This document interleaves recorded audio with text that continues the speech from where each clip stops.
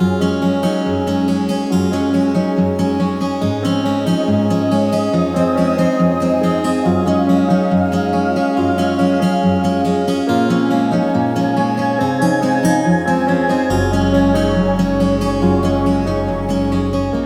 hello, hello. Good afternoon, good evening, good morning, everyone. Welcome to the Indian Military History Podcast. I am Vikram Dalal, and this is episode number four. I think, yeah, four. We have a very, very, very, very special guest today. Uh, and he is very special because he's from the Indian Army. Secondly, he's a ultra endurance cyclist, a world-renowned ultra endurance cyclist. He has three Guinness Books of World Records in his name. Please welcome Lieutenant Colonel Bharat Pannu, sir. Sir, thank you so much for joining. It's truly an honor to have you on this show. So thank you so much for taking out the time. Thank you, Vikram. It's honor to be here. Thank you, sir. Um, I'll quickly list down all the stuff that you've done. It's a huge list, so I'm gonna try to do it in a breathless way, and then let's see how far I can reach. So let's start. So Ultra Spice event in 2017, 2018, 2019, 2021.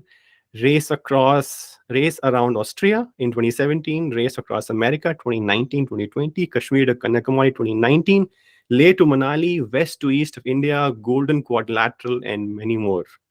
These are all of the accomplishments that you have. I think you have many more, but these are I think the main ones that you have. So listing these down, I actually got tired just like listing these down, but you have actually done these. So let's start off with that. So my first question is, how did you get into this whole ultra endurance cycles sport thingy? Like, were you always planning to do it? Did you have interest in it? And specifically, why cycling? Why not like running or any of those things? So, Vikram, cycling used to be my forte since my childhood. I Okay. always used to love cycling. Like this is the only thing which I have ever cried for. Whether it be my two when I was 2 years of age, whether it be my schooling when I was in class six, that I want a good cycle. I want a good cycle, and that passion has pursued that. I can say it is a passion, or was it from inside? I don't know about it. But the serious business started in 2016, November 2016, when I did my first 300-kilometer ride. Before that, it was never planned that I will be going into ultra endurance thing, but it was that kick which I got from my first event, which I did on November 13, 2016. People appreciated that I was doing it in a very good time. So that thing spark hit some spark, and like I started doing more and more distances. Within like span of 2 months, I did my first ultra race. I won that race. So that gave me that confidence that yes, I have it in me. I was not aware of this, and I can take it to next level. And there was no stop since then. One event after the other, Guinness records in national, international events. So one after the other, I was taking it more ahead. I built up a very strong team around me, which is all like volunteers and same mental problems which I have of going exploring things beyond the comfort zone. Hmm. So it wasn't really planned out. It just happened organically. Just one thing after the other. You kept on pushing yourself, and there you are with all these accomplishments. Um, tell us, tell us about your team. How did you get in touch with them, or I mean, how did they get in touch with you, or whichever way that happened? And what does that support system look like, and how valuable is that support system for you? So the team as such is of athletes who are into endurance. It started that way. So we gelled up together. We used to discuss stories, and I used to share my experience. They used to share their experience. They got excited with the things I was doing. So they joined in. They supported me. That's how the team started building up. And as we got into more and more details of the race, we realized that physiotherapist is a very important aspect. Nutritionist is a very important aspect that cannot be neglected. So we need to more and more specialize into it. That's how more and more professionals got into the team. Social media is very strong. Right. We get to know people from places where we have not been to. So I got my so the team members are just not restricted to India. They are in Austria, they're in UK, they are in US. So that's how that organic team growth has taken place. Now the team consists of very good friends around me who support me day in and day out whenever the races are happening. That is when the people see that how the team is working. Otherwise the team is working when the races are not even happening. We keep preparing towards the races which we are planning in the future. So because each and every member is plays a very important role, they should be aware what is the target, how we are preparing for the target, and they need to be engrossed in that process of preparations towards the event. That's how they get into the event. And we as a team work towards a goal because nobody is paying anyone. Right. We are just the volunteers who are super excited to achieve the goal which we are setting for ourselves. So are these volunteers, do they also participate in the race, or are they just a part of your team? And do they take time off at that time? How does that work? Because Yes, they yes. must have their own jobs as well.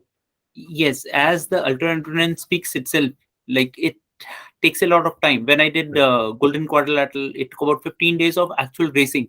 So about 2 to 3 days of before planning before that, and 2 to 3 days after the finish, going back to the homes. So it takes about such big events take about 10 to a week to 10 days, and sometimes 20 days as well. Okay.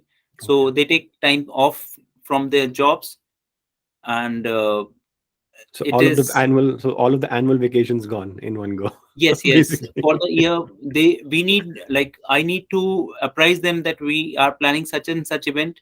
They prepare themselves mentally. They tell their families that this year 20 days are gone with Bharat. So they are not able to do, actually not able to do any big stuff as part of that in that year particularly. You mean like any other big stuff? Because this in itself is a pretty big stuff. So apart Yes. from this is their core focus. So wow, this is, you have an amazing support system and an amazing team, which actually I think is one of the crucial pieces that you need for accomplishing so much. So that is great. How's the ultra endurance scene in India? Is there a big community out there? And apart from cycling, what other different avenues do people go into? So ultra running is very much famous because the amount of investment which goes into running is not much. Mhm.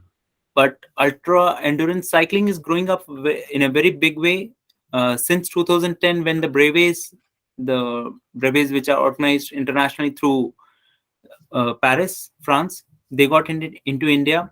Since Mhm. that time, people have come into endurance racing, and not endurance racing, actually endurance riding.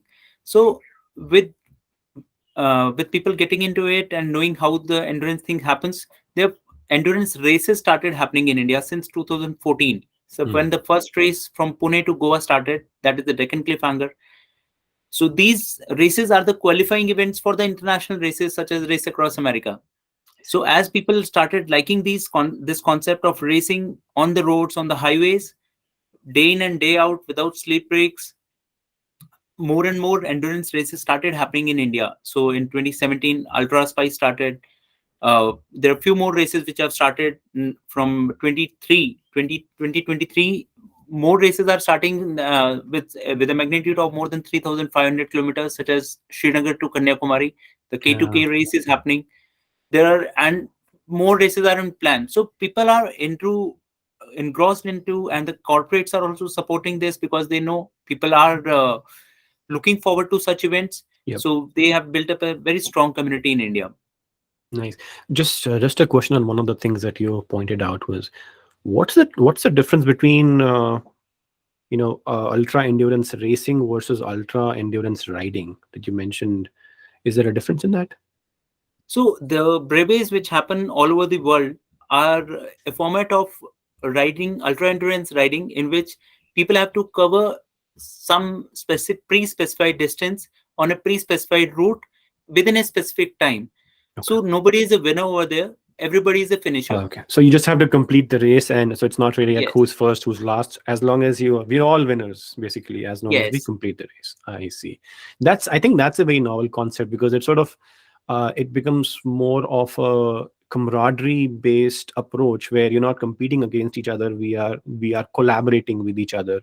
I kind of like that concept, especially in ultra endurance kind of a scene where someone may be going through a lot more, and then you may want to help them.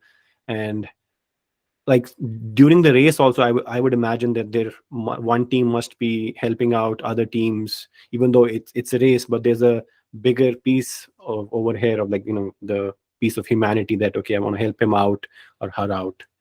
That must be there. So at this point of time, I also would like to specify what is actually ultra endurance cycling. So Okay, good any question. distance, when a cyclist is riding any distance which is more than 400 miles, or in kilometers, I'll say 647 kilometers. So any distance more than that is in the ultra endurance cycling segment. So for Hmm, running, it is any distance which is more than 42 kilometers.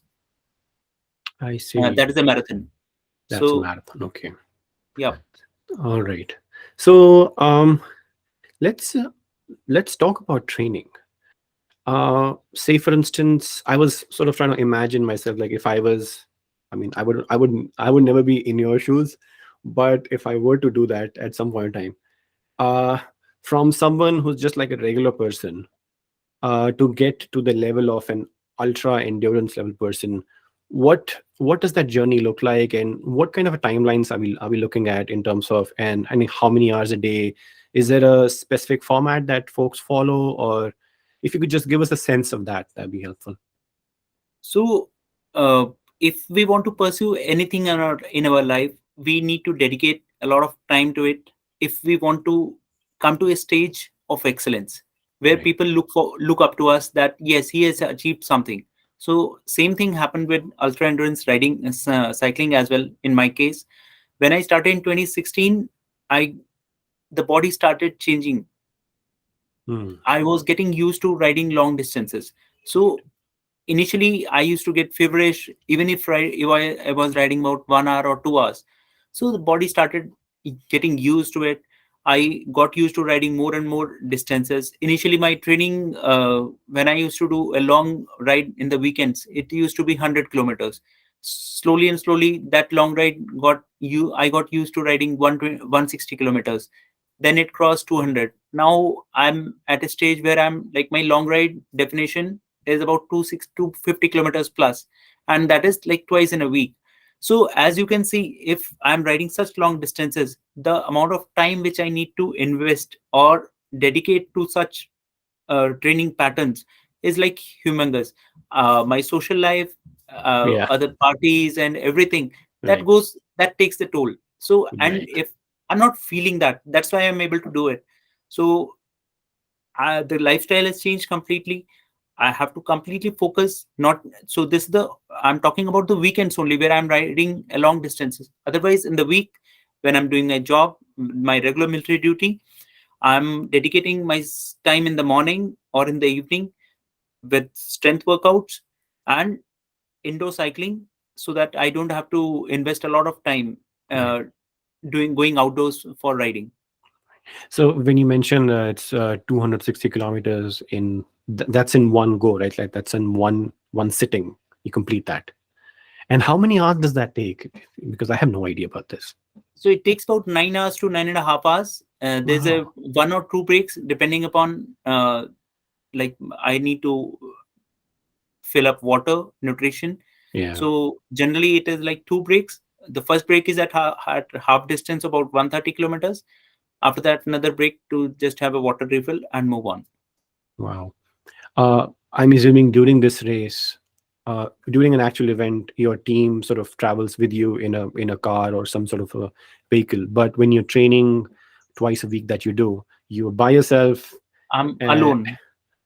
does that put you at risk? Because, say for instance, if there's heat exhaustion or something like that, is is that a risky way of doing it, or is that because you've done it so far, is it's just fine? You've done it so much.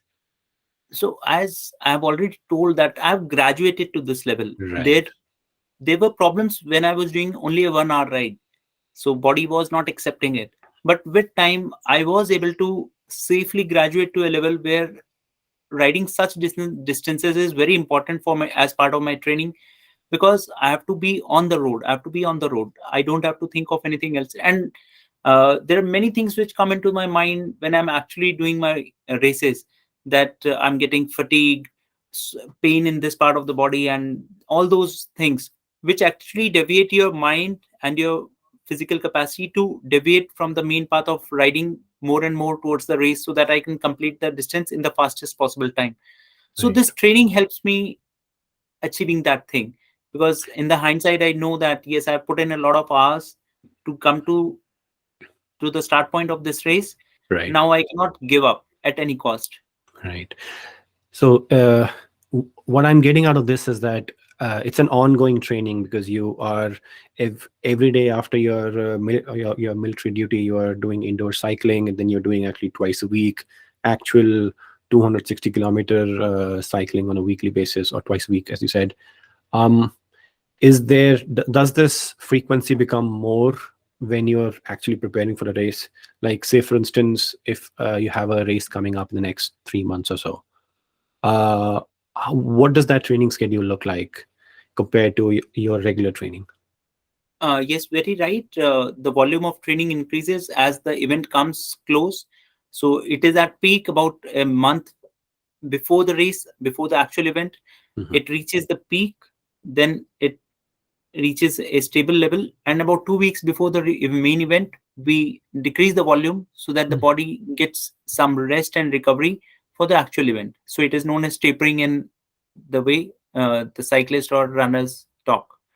Okay, so it's a very scientific terminologies that you have, that okay, it has to peak, and then it has to plateau, and then after that it has to go down for the body to sort of recover and then be at its best position. Yes. Um, wow. Okay, and this has been sort of like documented over like years and years of what are the best practices, and that's how they would have come to this conclusion. Yes, that is very generic. Hmm.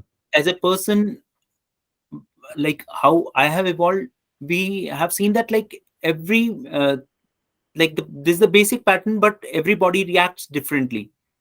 So with time, we get to know what are the advantages which I have with my body, I see. and how I can best utilize this pattern so that I can perform the best. And It Go ahead. the one more thing which I would say is the best part of our endurance riding is that our heartbeats don't rise when we are starting the race, because we know that we have to be on the road for many days. So there is no Right. kick as such that we are getting that rush, That adrenaline rush that the event adrenaline is going rush, to yeah. start. Right, right. It's that thing. I think that must be felt by those 100-meter dash runners, that it's like it's a fraction of second here and there, and then it all. In this case, it's like, all right, even if I do not start the best, we have a long way to go, and I can pick up. And yeah, it's a long journey. Right. So yeah, it as you mentioned, like, knowing your body, as you mentioned, that yes, we have general guidelines on what are the best practices, but knowing your body and customizing your training pattern based on that becomes very important. And after many iterations of doing so, you sort of fine tune that whole process, and that's the one that works for you, and that's how it's. What is the biggest? Okay, let's talk about do's and don'ts, right? Okay, what is the most important aspect, like when you are doing a race? This, say for instance, this is day one. Your plan is to do like 260 kilometers today, or whatever. What is the most important aspect of that day for you?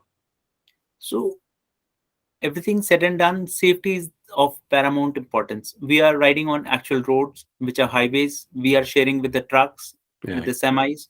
So safety is of paramount importance. There have been cases where people have lost their lives Oh. because the roads are ruthless.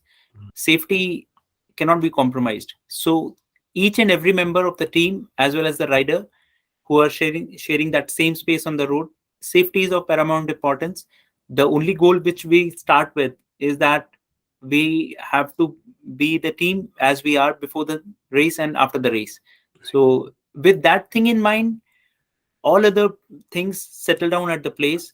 the rider has to the job of the rider is to ride without thinking of anything else, because there are people in the back who are taking care of navigation, nutrition, hydration, physiotherapist, massages, his sleep break, because they are so much used to knowing, like they are knowing the rider to such an extent, they can tell by seeing in his eyes whether he's actually sleepy or not sleepy, or it's Mm. faking it just to get some rest.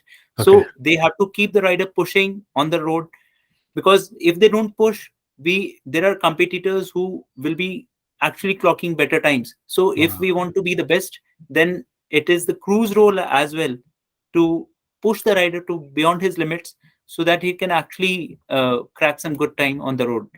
That, And yeah. Sorry, go ahead. rest is also very important at the same time, because if he doesn't rest, his performance in the days to come will get hampered. Right, right. You sort of have to optimize your balance between how much work you are putting in and how much rest, and the ratio between that, right? Yeah, that was one of the questions I had. Was like, it's in, like in any endurance sport, you would have this situation where your mind is done and your body is done, right? But there's so much more to go, or you feel like, okay, this is not the milestone that you wanted to achieve. How do you sort of negotiate or navigate that situation where your body is about to give up and your mind is about to give up? Do you have a debate within yourself, or your team comes in, or how does that whole process work? There have been many such instances where actually the body gives up before the even the mind gives up. So Mhm. at that point of time, we just have to move on. There is no option, and we have to take calculated risk.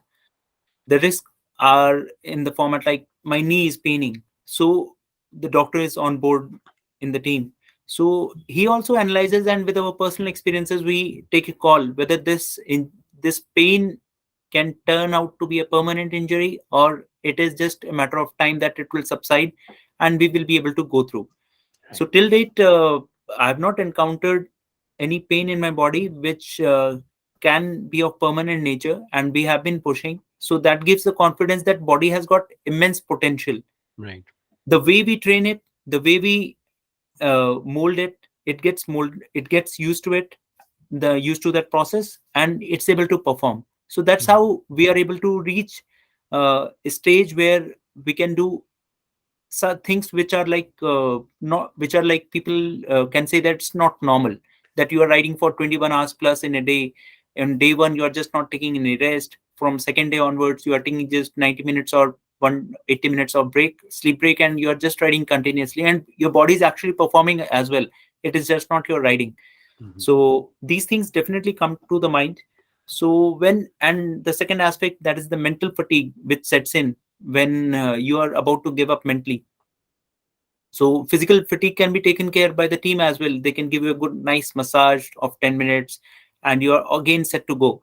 But when the person loses the battle mentally, so it is very difficult at that point of time, because to motivate a person who has been on road for so many days, and sleep deprivation is at its peak, he's not able to ride straight because he's getting sleepy on the road. And at that point of time, you're mentally so much weakened that how can I continue the race, Right. whether this race is so important that I can take my life on it. So at that Yeah. point of time, many things come to mind, and it's a big battle in itself. But as I had earlier told, that in the hindsight, when I see the training amount of volume, amount of sacrifices which I have done, my family has done, my team has done, they have taken Right. so long, say, so big breaks from their normal routine, the jobs, and their leave is unpaid. So at that point Mm. of time, I realized that we have got, it's not the great cause which I am doing. We Yeah. have got a It's bigger cause who right. sacrifices. A lot of things are happening in the hindsight which are not seen by public. The public is just seeing the achievement, whether we have won the race or this. But Right. people have done sacrifices. I, as a rider, in done sacrifices in my training, so that keeps us moving ahead. Yeah, it's just not about you. It's about your team. It's about all of the people who've put in their efforts. So you have to sort of keep that in perspective. And once you have that, it sort of gives you the push or the motivation that you need to move Yeah. ahead. You mentioned that, when there's a lot of sleep deprivation and stuff like that, uh, thoughts come to your mind, like whether this is worth it. What is the, if you don't mind me asking, what is the darkest thought that you ever had in any one of these moments, if you'd like to share that? So I would share about race around Austria, which I had done with a very minimal amount of experience. People in the cycling community advised me that you can't go for an international race with very less experience. You have just done one race in India and you're going outside India, and you will be investing a lot of money into it.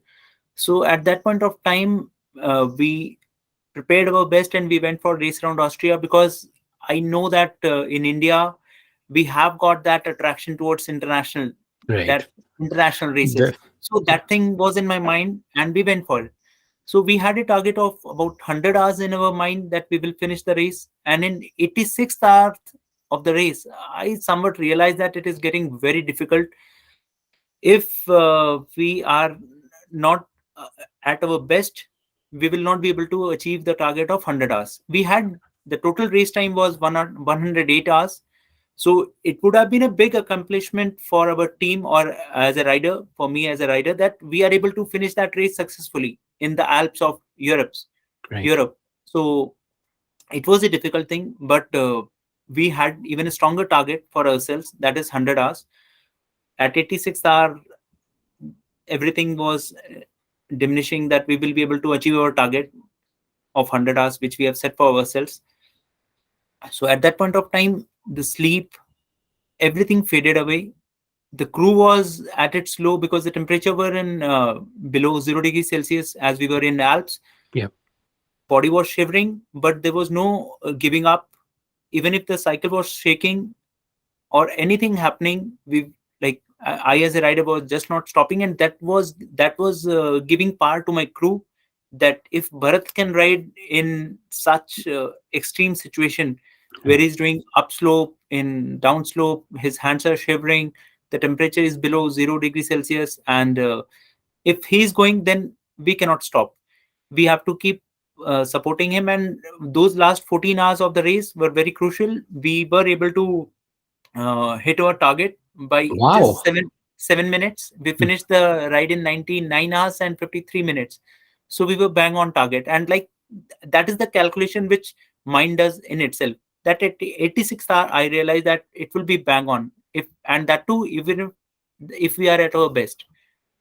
Wow. This is such an amazing incident where you specifically point out that your mind has given up and everyone's just down, and but you just keep on going, keep on sort of moving ahead, and the fact that you were not only able to achieve it within the required 108, but your target that you had set for yourself, which was 100 hours, with 7 minutes to spare. That's just an amazing story. um yeah, it's what the I went through your sort of your all the races that you've gone through. You've been through like high altitude, hotness, humid. uh I would imagine, which of these different temperatures or different climate conditions, which is the toughest one, or or is it like apples and oranges, you can't compare them, you have to prepare for all of them? Yeah, everything is different and every race has got its own difficulty level. But one inhuman thing which we had done was Leh to Manali, and that was in month of October. So Oh. one can imagine, like, doing Leh to Manali Yep. cycling ride, non-stop cycling ride in month of October is ruthless. And this happened to us because we had planned this ride in month of July in Hmm. 2020, but due to COVID restrictions, we were not able to move.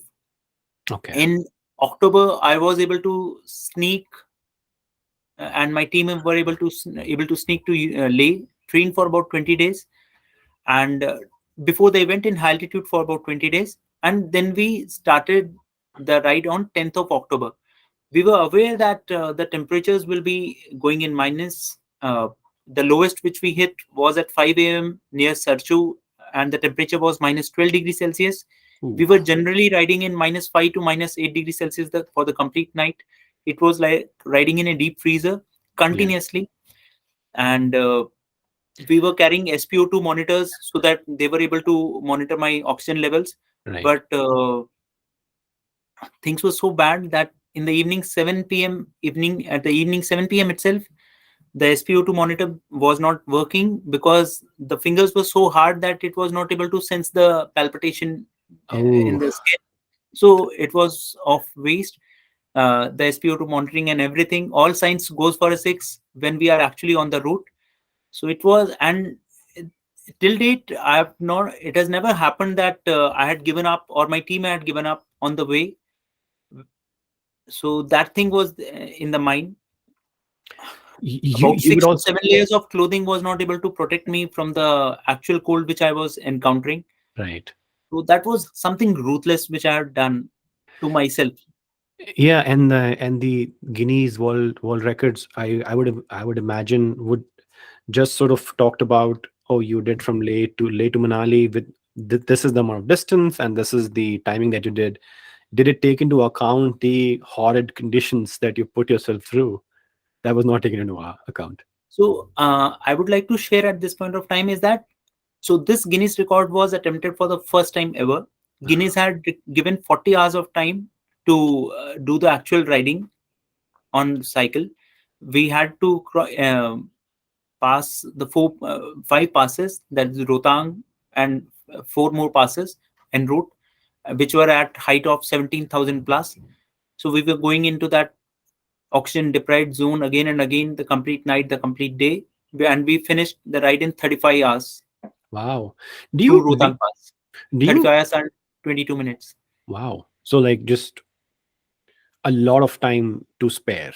It was Yes. you just did like significantly better than what the benchmarks that were set up for you, right? Where do you sleep? So after so many hours of riding, do you book a hotel, or is there a bus, or like, I have no idea about this. So So there's a vehicle, the support vehicles are behind me, oh, so it's like a which, caravan or one of those yes, in US parlance, we can say that it is an RV, RV. but Yeah. it is like Indian modified. Our SUVs, we modify them as we remove the seats, we make Hmm. space for sleeping, we make it a space for the food staff, nutrition, physiotherapist staff.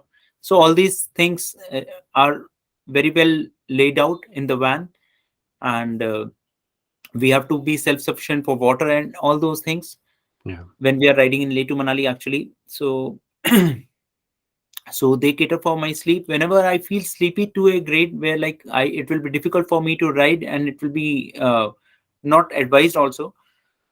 At that point of time, I take a power nap. Okay. It can be in the vehicle or it can be on the road as the suiting on the conditions, because Right. if I go to the vehicle it will take additional 2 to 3 minutes. So it every minute is crucial Yeah. for us. If we are See. targeting a very strong time, every minute is a crucial for us. So Yeah. we don't waste even a minute. We have to, the crew is so much works like a well-oiled machine that we even save seconds from each and everything which we do. Like I eat, I drink, Right. everything on the bike except for my sleep break or my nature's call. Other than Wow. that, I It's sort just of, don't get off the bike. yeah, it's a little counterintuitive if you think about it, because like if a race sort of stretches many days, but in that long of a race also, even minutes and seconds also are saved, and sort of like over a long period of time, you sort of that also adds up. But like to a person who has no idea about this would not think that minutes and seconds would also count in this. It would be like, all right, it's just it's a big deal, it's a long race, so these things should not matter. But that's pretty interesting for me. I'll share an example Yeah. for a layman to understand like how minutes and seconds count when we are taking into consideration for 10 days. So if I'm taking a break for taking bath, then we have in our mind that the bath will take about 10 minutes.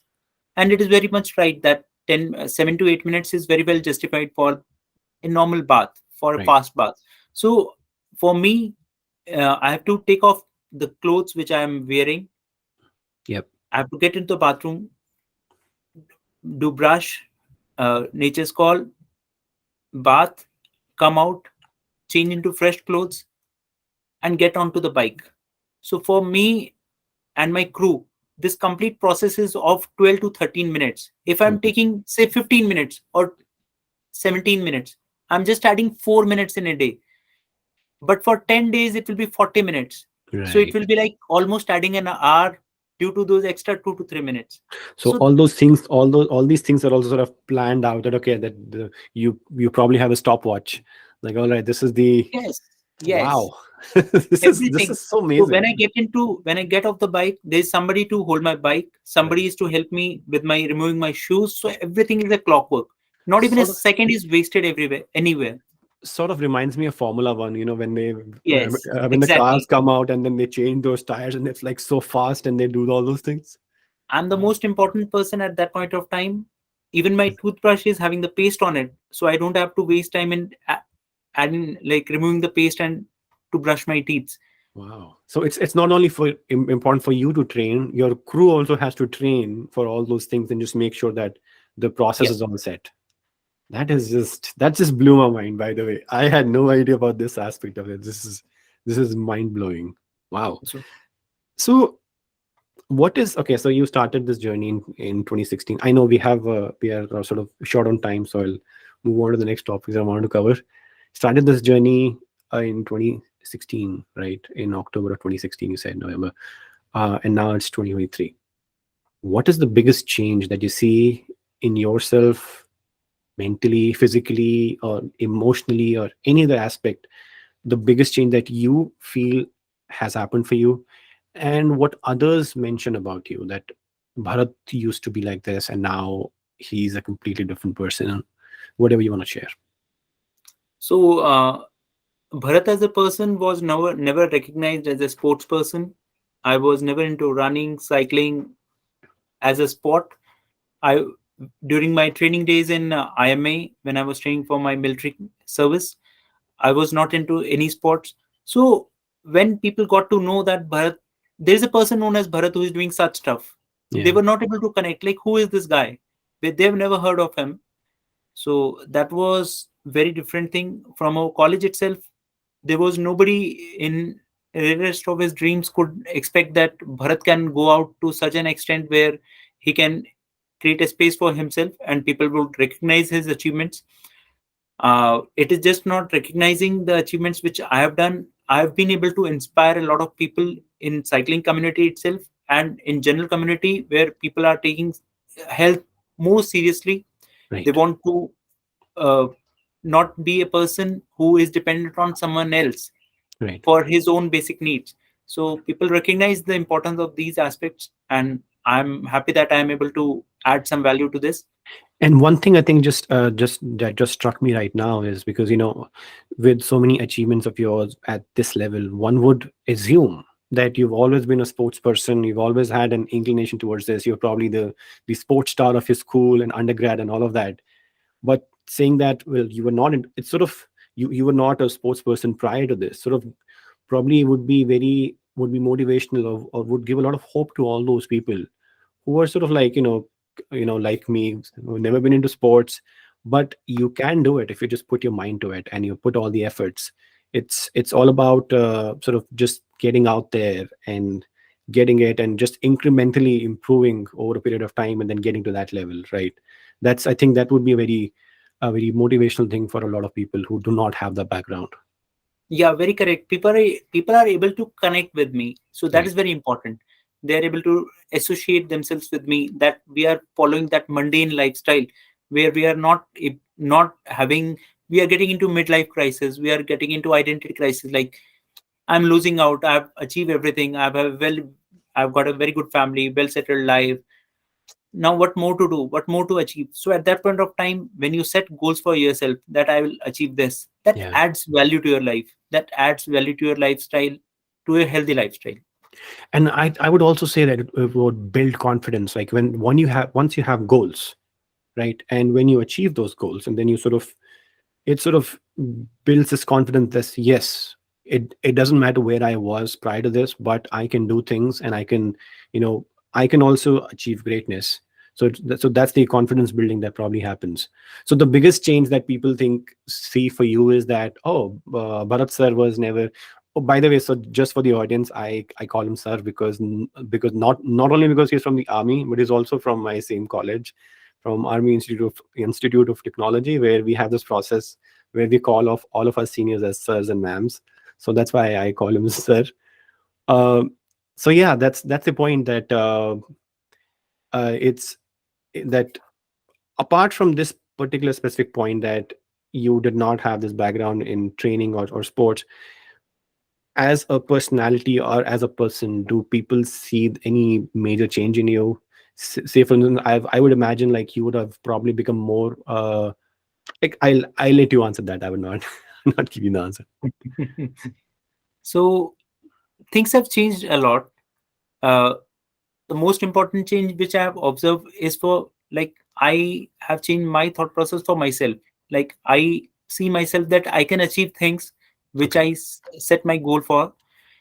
So, and people have faith in me. They know that Bharat has proved himself on ground, right. whether it be races or anything else. They can count on me. The value addition, like the respect and everything. So everything is improved in life. So that is very important. It is a paradigm Also, shift for you. yes. So other than that, I was very well settled in life. I was doing a very good job, having very good family. But this thing is the real game changer in my life, Mm, where people who are able to recognize me out there on road itself, that is Bharat going. That is right, Bharat, because my dress, my the way I ride, it is like unique to me. right. By just seeing my riding style, people are able to recognize I'm become a face in the crowd. So that things that adds value, and that gives you satisfaction. Yes, I'm able to do something worthwhile in my life. Well, we are all fans of yours, so that goes without saying. All right. So sir, I know we are almost running out of time. Two more questions. What is the next race that you're doing? Any upcoming events that we can follow, and then we'll be cheering you on from the sidelines. So two things are in plan. I wish to do in October this year the Kashmir to Kanyakumari thing again. Uh-huh. I had done this earlier in 2019 when I had set the Guinness record for 8 days and 9 hours, 45 minutes. But since then, it has been broken three times. And now the Ooh, record stands at 8 days and 1 hour and 45 minutes. So I want to bring it down below 8 days. So that is one target for me. right. And that event will be a preparatory event for the race across America, which I do intend to do again next year. And the aim would be to do it in a very good time. When is See the best time which any Indian had ever done it. when is the race across America? So it is in June 2024. And that's from West Coast to East Coast. Yes, from California to Maryland. Nice. That sounds intense. Maybe we can catch up at that time. I can fly in, and then we can say hi, and then actually meet in person. That'd be great. Um, Yes. anything else that you wanted to mention? Any advice that you have for the folks listening in who want to get into ultra endurance or just want to improve their health, mental health, and physical health? So I want to touch upon one aspect that we have been talking, like you have been saying that we should have a goal for ourselves. We Right. should try to achieve that goal. So, in my understanding, a goal without a timeline is no goal. Mm. You Okay. set a goal that in 3 months I have to be at this place. So that is a goal. And you, in your self respect, you have to achieve it. If you are not able to do that, that means there's something grossly wrong with you. Or Your you need to preparation. just, Yeah. because if you are not able to achieve what you set for yourself, like what self respect you will have for yourself. Right. So That thing, I believe that is the biggest mantra which I have for myself. But then, even if you're not able to achieve that goal, I mean, one should not lose heart, right? It's like, all right, I didn't achieve it. I probably calculated wrong or something else happened, but it's not, it's, there's always a next time, but it should not be like an ongoing next time after next time. Yes, It should be like a hard goal. there is always a next time, Right. but we have got limited hours and limited days in our life. Right. If we have to achieve something, and something credible, so achievement, sense of achievement can be, the definition can be different for everyone. For one, it is just physical fitness, that in 3 months time I want to run a 5 kilometer, I want to do 5 kilometer, so that is an achievement for that person. For someone else it can be 50 kilometers in specified, some specified time. Right. For someone without any time, he wants to just do 5 hours or 5 kilometers. So that goal one has to set for himself and just achieve it. And in that process, continuous process, he will improve, which he will not able to believe on himself also, that I could have done this. Right. I think that's a very very good way of saying it, because once you achieve one goal, then you know yourself better, and then you set up a next goal, and then you sort of know yourself, and you keep on sort of fine tuning that, and then after many years you are a completely different person, just like what happened with you. Yep. After numbers of achieved goals, Bharat sir is completely different from what he was back in the days, and now he's a changed person, and he's a very accomplished person. um this was all of the questions I had. I had a wonderful time talking to you. I've been wanting to have a conversation with you for so long, and I'm it's with a lot of gratitude I say that thanks for taking out the time. You are an amazing person. You give hope to a lot of people. You give motivation to a lot of people, and that's very valuable in this day and age. Um, One thing before we go, I wanted to say, if you could how if you could just tell us how your experience was on this podcast, and if you could ask people to subscribe to Indian military history. Yeah, Vikram, thank you for having me in this show. It was a wonderful experience talking to you, because whatever said and done, whatever we are doing, till the time it don't reaches the masses or the uh, followers of podcast, what you are doing, so it is not worth it. So more and more people come to know what is there, what is going in the environment, and you are having that platform through which you can definitely make it available, not just for the audience which you have today, but definitely for the audience which will be subscribing to you, and getting to know that yes, what quality of stuff you are producing. And especially if it is related to the Indian military, then definitely it will have lot many eyeballs attached to it, and people would look forward that what is happening and what has happened before, through the medium which you are providing to them. Thank you, sir. Incredible job you are doing. Thank you, sir. But एक बार, if you could just say, please subscribe to Indian military history. I'll Yeah, just snap please that out. subscribe to the Indian military history, which is being hosted by Vikram Dalal. Thank you, Vikram, for such a wonderful job which you are doing for this history, compiling the history. Thank you so much, sir.